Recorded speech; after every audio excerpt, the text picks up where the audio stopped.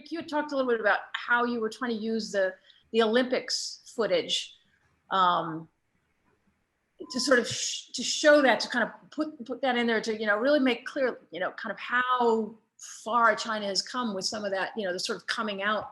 I think it was Rick, you were talking about it when we spoke the other day. But well, maybe... I'll throw it to Fritz, because Fritz put that sequence together. Oops, You're on mute. You're mute. I'm back. Thank you. Yeah, when the team's in the field, I'm back in the edit suite, roughing out sequences and pulling in lots of footage to work with. And one of the things that became very clear was that we could use the 2008 Beijing Olympics as a visual symbol of just how incredibly China had grown. And it was really their kind of coming out party to the world in 2008. So we pulled in a lot of really fantastic footage directly from NBC and the Olympic Committee, and built a really beautiful sequence.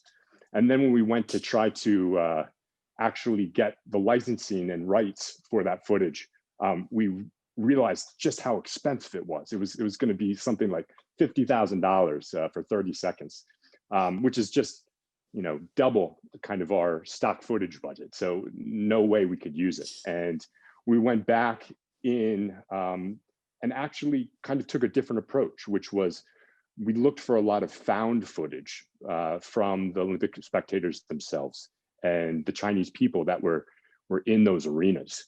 And we ended up using that, which was a much better representation of how the Chinese people felt about the moment, and really kind of their way of showing the world what China was capable of.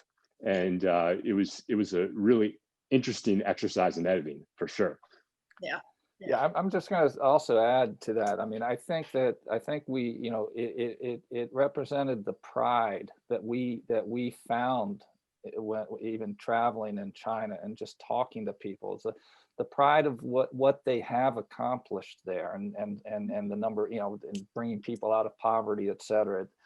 And I think that's why, you need to appreciate that, so that you can understand when it's framed, when the conflict is framed as keeping China down, we're going to keep China from advancing, which is, touches nerves. You were there, Jane, like the nerves of history about what's happened to China from foreign interests, right?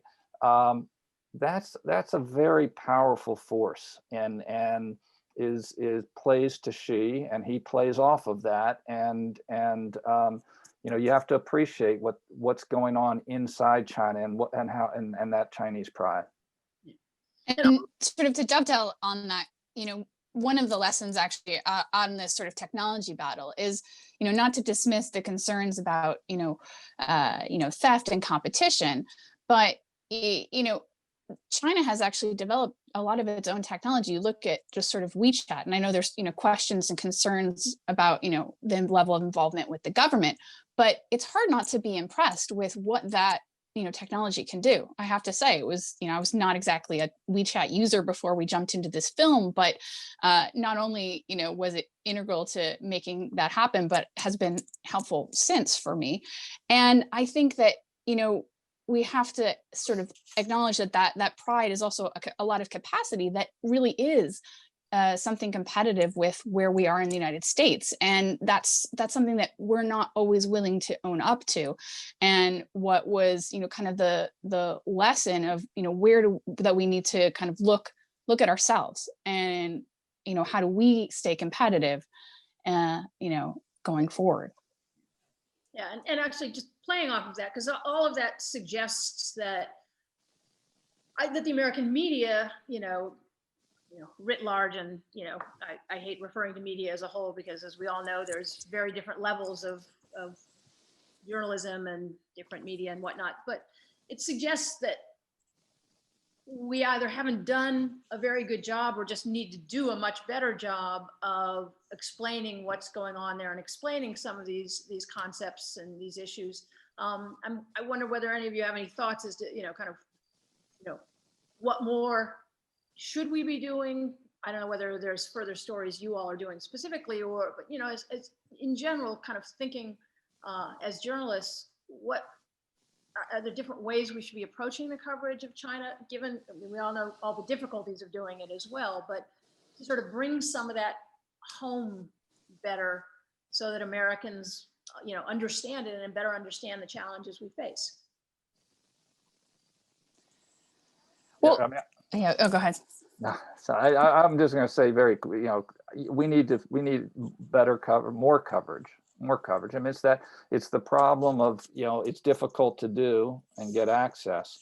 But I think it requires on both parts, both on the American media and on the part of the Chinese government itself, to understand that this is going to be, this is the defining relationship of the 21st century, right? And